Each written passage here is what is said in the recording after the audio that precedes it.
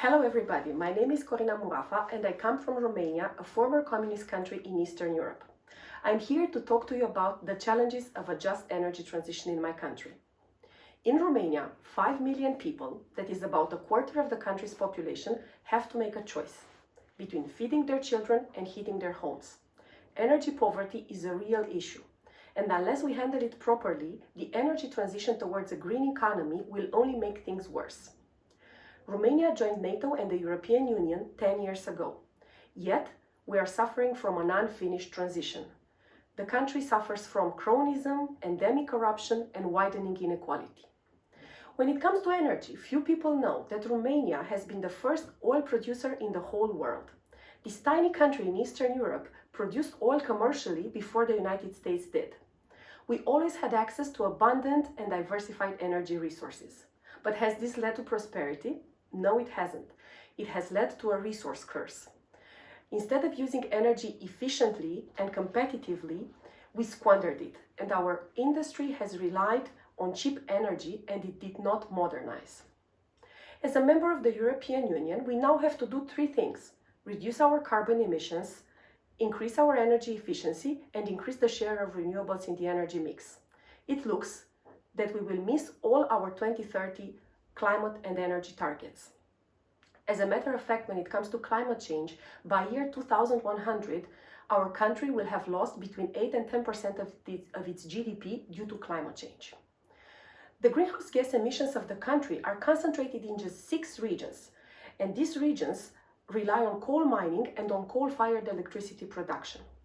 The economies of these regions are underdeveloped. In these otherwise beautiful places, in the past 30 years of economic transition, there have been massive layovers of workers. And as a result, in these regions, there is chronic unemployment and underemployment, migration, and the reliance on central budget transfers. The state-owned energy companies active in these regions have been accumulating losses and have been a brilliant source of political rents.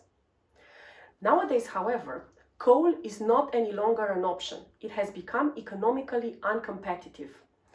And if we want to reduce emissions, we need to give up coal. My research on energy transition in Romania shows that in the next 5 years, in these coal regions, there will be even more layoffs. Between 15,000 people and 25,000 people will lose their jobs, and there isn't any prospect of them finding decent employment in their home regions. They will most likely migrate, and these regions will become ghost landscapes. There is a chance to compensate for the potentially negative consequences of the energy transition. The European Union has set in place a mechanism of financial compensation of the most affected regions. We are now given billions of euros to create jobs, to retrain people, to diversify the local economies. What worries me is that we will not use this money positively.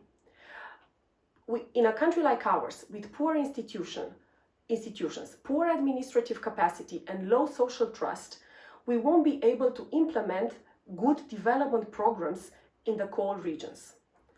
We risk being the laggard instead of front-runner of the energy transition. Now, I believe there are a couple of solutions to make this story a happy end one.